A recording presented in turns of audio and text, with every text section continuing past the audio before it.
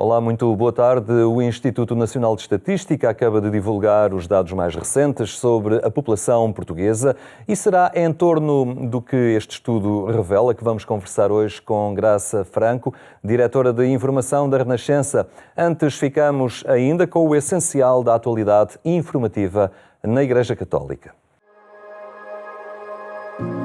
Cari fratelli e sorelle, buongiorno.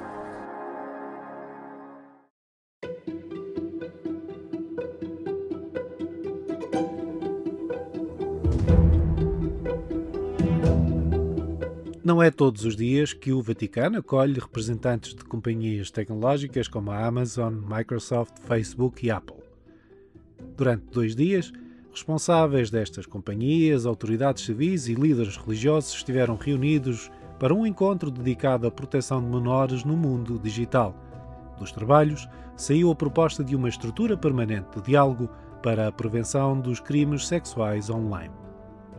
La Chiesa Cattolica negli ultimi decenni, in seguito alle esperienze drammatiche vissute nel suo corpo, ha raggiunto una viva consapevolezza della gravità degli abusi sessuali sui minori e delle loro conseguenze, della sofferenza che provocano, dell'urgenza di sanare le ferite, di contrastare con la massima decisione questi crimini e sviluppare una prevenzione efficace.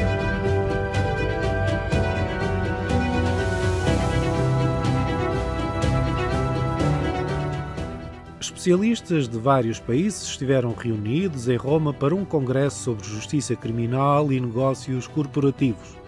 No Vaticano, o Papa questionou-os sobre o que denominou como irracionalidade punitiva dos sistemas penais e pediu atenção ao impacto social e ambiental dos crimes contra a humanidade cometidos por grandes empresas e especuladores financeiros.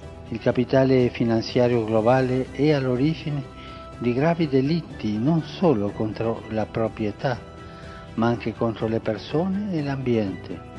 Si tratta di criminalità organizzata, responsabile, tra l'altro del sovraindebilitamento degli Stati e del saccheggio delle risorse naturali del nostro pianeta.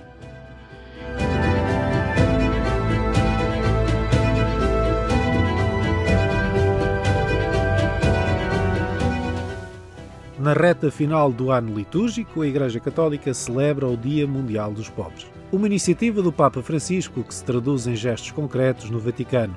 O próprio Papa foi ver de perto, numa visita surpresa, o trabalho do posto móvel de saúde instalado na Praça de São Pedro, antes de inaugurar um centro de acolhimento para sem-abrigo no Palácio Migliori, a poucos metros da mesma praça. O local, confiado à Esmolaria Apostólica, tem capacidade para receber 50 pessoas e será administrado pela comunidade católica de Santo Egídio.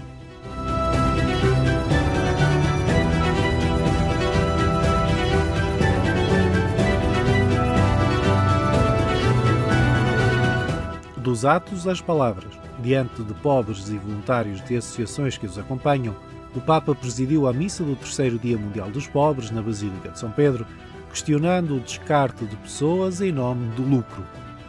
La smania di correre, di conquistare tutto e subito, dà fastidio chi rimane indietro ed è giudicato scarto. Quanti anziani, quanti nascituri, quante persone disabili, poveri, ritenuti inutili. Si va de fretta, senza preoccuparsi che le distanze aumentano, che la bramosia di pochi accresce la povertà di molti.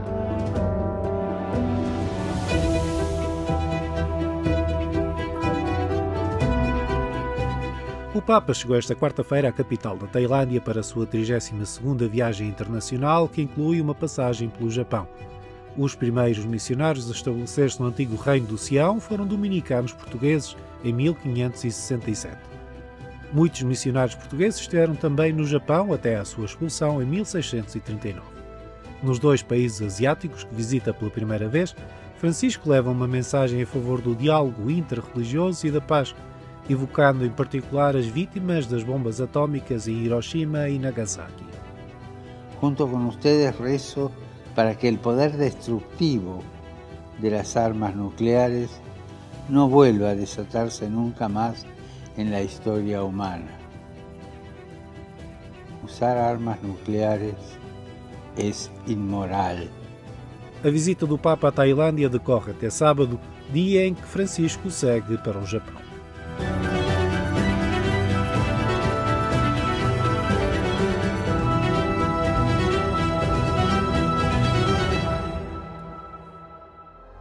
E non dimenticatevi di pregare per me. Arrivederci.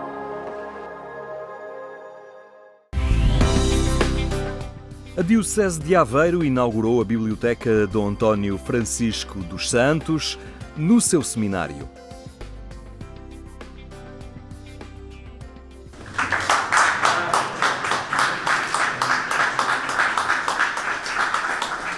A Diocese de Aveiro inaugurou a Biblioteca Dom António Francisco dos Santos no Seminário de Santa Joana Princesa, a casa de formação dos futuros sacerdotes. O Salão Nobre do renovado espaço é dedicado ao bispo que foi o pastor desta diocese entre 2006 e 2014. O dia foi de dupla comemoração para o Seminário Diocesano a festejar 68 anos de existência. Primeiro, por aquilo que ele significou como o bispo da Diocese. Nos anos que esteve conosco, o seu trabalho apostólico e também tudo aquilo que representa de carinho da nossa parte pelo seu episcopado e pela sua forma de ser pastor na Diocese, onde ele é querido e recordado. Nós vamos vendo os textos e aquilo que o Sr. António nos ia dizendo e percebemos como ele nos queria o bem desta casa e nos apelava e tinha consciência da importância da formação sacerdotal e do cuidado da formação e da paciência que é necessário para esta formação. A sala Dom António Francisco dos Santos apresenta diversos objetos do antigo bispo e guarda o espólio de livros antigos com exemplares desde o século XVI, alguns em pergaminho.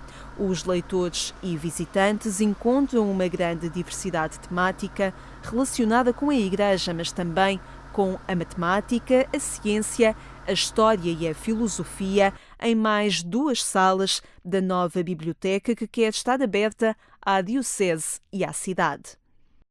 A razão de ser da Biblioteca do Seminário e a sua renovação prende-se com o Seminário ser um espaço de cultura.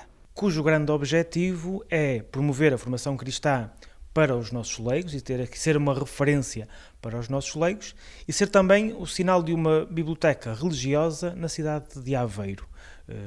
Temos uma biblioteca da Universidade de Aveiro aqui ao pé, temos a Biblioteca Municipal e temos a Biblioteca do Seminário de Aveiro com um cariz por isso mais religioso. Temos a mitra do Dom António, que foi feita quando do ano sacerdotal, o anel, temos o báculo, temos a cruz peitoral da missão jubilar dos 75 anos da Diocese a que ele presidiu e que foi o grande dinamizador, e temos a medalha de agradecimento da Câmara Municipal de Aveiro após a partida do Dom António para o Porto, que lhe fizeram a homenagem. A sessão no Seminário de Aveiro começou com a apresentação do livro Caminhando com Dom António Francisco, a propósito de um monumento em Tendais, a aldeia natal do bispo, no concelho de Sinfãs, onde foi erguida uma estátua em sua homenagem. No fundo, retratam uma dinâmica, uma ação que é a Igreja a acontecer, de um conjunto de pessoas que se sentiram profundamente agradecidas, gratas e envolvidas numa missão que o Dom António levou a sério, que é transformar o mundo com o Evangelho. O livro faz memória do anterior bispo da Diocese de Aveiro e também do Porto, através de diversos testemunhos de outros bispos e personalidades ligadas à sociedade portuense. Marcou-me como alguém profundamente enraizado em Jesus, com uma transparência muito significativa, conseguiu envolver e consegue envolver as pessoas na humildade, no compromisso, na envolvência, no Evangelho, na gratidão. Dom António Francisco dos Santos faleceu a 11 de setembro de 2017, aos 69 anos, vítima de ataque cardíaco na Casa Episcopal do Porto, onde estava desde 2014. Na Diocese de Aveiro, tomou posse a 8 de dezembro de 2006, depois de ter sido nomeado pelo Papa Bento XVI em setembro desse ano.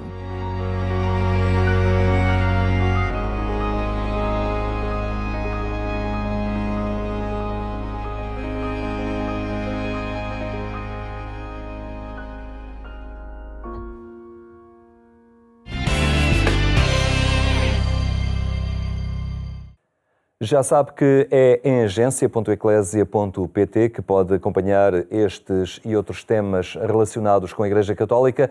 Agora olhamos os portugueses que estão a nascer e a casar mais. Está connosco Graça Franco, diretora de Informação da Renascença. Olá, boa tarde. Olá, obrigado por estar entre nós uma vez mais. Na realidade, algo que não vinha a acontecer, os portugueses estão a nascer mais. Há mais dados que revelam, portanto, mais nascimentos. E não é só mais nascimentos, é que a proporção de número de filhos por mulher, que estava em 1,2 ainda há pouquíssimo tempo, há 5 anos, foi aumentando e já vai em 1,4, ou seja, nós que estávamos no fim da fila em termos da União Europeia, agora deixamos Malta para trás, a Espanha para trás, ainda ficamos abaixo da média, que é de 1,6 filhos por mulher, e muito longe da França, por exemplo, que assegura já renovação através de 2 filhos por mulher. Mesmo assim, aconteceu nos últimos tempos uma coisa que era quase considerada impossível, que era uma inversão nesta tendência para reduzir até ao filho único global. E, pelo contrário, nós assistimos a que não só houve essa mudança no fundo, a caminho daquilo que era a natalidade ideal. Havia um fundo da Fundação Francisco Manuel dos Santos que dizia que, em média, a natalidade ideal dos portugueses, dita pelos próprios em idade fértil, seria 2. Mas já todos contavam ficar um bocadinho aquém. Mas isto significa que se está a caminhar naquilo que era concretizar um ideal. E o que é que poderá estar na origem desta inversão? Bom, eu acho que é o fim de crise, há o efeito de crescimento, mas também há um efeito de mudança de cultura, ou seja, há algum trabalho feito no convencimento de que ter mais do que um filho pode ser bom para o próprio filho e para a sociedade em geral, ou seja, valoriza-se hoje mais o ter mais do que um filho e aponta-se também mais os riscos de se ficar apenas com um filho. Que não é só vantagens, não é? Para o próprio filho não é só vantagens. Aliás, nos anos 80 havia uma grande campanha em França que dizia o melhor presente para o seu filho é um irmão, e deu resultado, porque ao fim de 20 e tal anos conseguiu-se de facto consistentemente uma subida. Mas há dados positivos e também há alguns dados negativos. Há um aumento dos casamentos, isso também é positivo e significa com certeza que digamos, a circunstância económica também favoreceu esse aumento. Por exemplo, de 2017 para 2018 é significativo, sobem 3% do número de casamentos. E uma redução nos divórcios. Os divórcios continuam ali em torno dos 21, 22, portanto há uma pequeníssima redução, mas não é muito grande, mas curiosamente os divórcios continuam a ter, em média, um número de anos que está em crescendo superior a 17. Ou seja, significa que nós temos muitos divórcios, ou a quase totalidade dos divórcios, ou pelo menos uma grande concentração naquilo que se chama a crise dos 40, não é? Ou o ninho vazio. Naquelas idades em que os pais vêm partir os filhos e ficam ali com um casamento virtualmente em crise, os dois na casa dos 40, elas com 43, 44, eles um bocado acima, e há muitos divórcios aí. Agora, há uns outros fatores que nos levam a pensar, e nos levam a pensar também em termos de pastoral cristã. Um desses fatores é a descida consistente no número de casamentos religiosos. Portanto, vamos em qualquer coisa como 32 e qualquer coisa, mas tem vindo a descer 4 pontos ao longo dos últimos 5 anos. O mesmo que aumentaram os casamentos civis. Portanto, houve ali uma troca entre os casamentos religiosos que caem e os casamentos civis que sobem. Mas em relação aos filhos nascidos dentro do casamento, quer ele seja religioso, quer ele seja civil, nós vimos que eles têm vindo a cair, e a cair drasticamente. Ou seja, neste momento, nós já só vamos com 44% das crianças nascidas em 2018 que estão dentro do casamento, quando eram ainda 52%, ou seja, a maioria há 5 anos.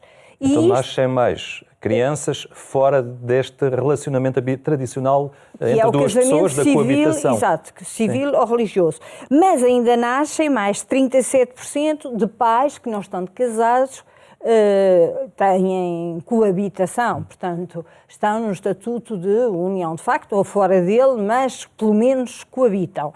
E aquilo que me leva a mais preocupação é o número crescente de filhos em famílias monoparentais, ou seja, em que quando a criança nasce, os pais já não coabitam.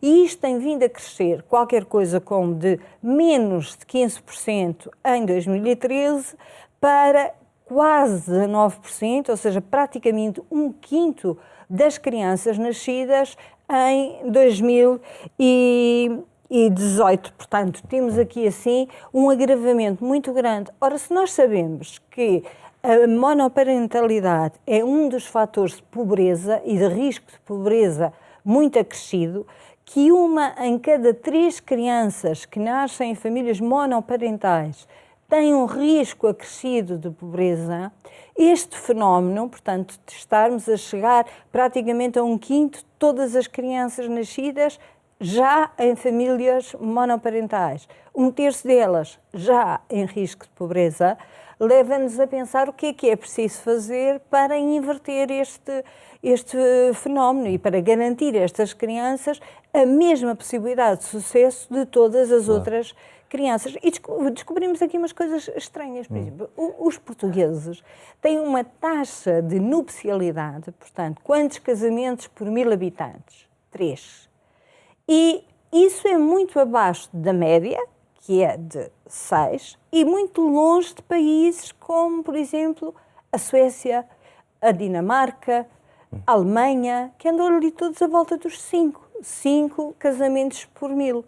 E perguntamos, será que é o estatuto fiscal que incentiva as pessoas a permanecerem solteiras? Será que nós temos divórcios tardios, mas aqui pelo meio temos relações muito instáveis, ou seja, temos coabitações que nunca chegam ao casamento civil, mas que, entretanto, se desfazem e recompõem? E algumas dessas relações se interrompem, deixando famílias monoparentais já com filhos. É um bocadinho isso nós todos que temos que ver. E este momento em que se nota um aumento no número de nascimentos, poderá estimular ou desafiar o Governo, o Estado, a nação a incrementar mais medidas de apoio à natalidade? Claro, e eu acho que algumas medidas de apoio à natalidade até já estão a produzir efeitos. Pronto, não serão muitos, mas o aumento do abono de família, a universalidade do abono de família é certamente uma daquelas matérias a ter em conta, sobretudo se as famílias são tendencialmente monoparentais ou estão num limite muito baixo de sobrevivência. 2 ordenados mínimos somam 1.200 euros brutos, portanto, significa que receber um filho ainda não é fácil, sobretudo porque são nas famílias com crianças que, pelo menos uma ou mais crianças, que o peso dos encargos de habitação é superior e é de 40% de todo o rendimento.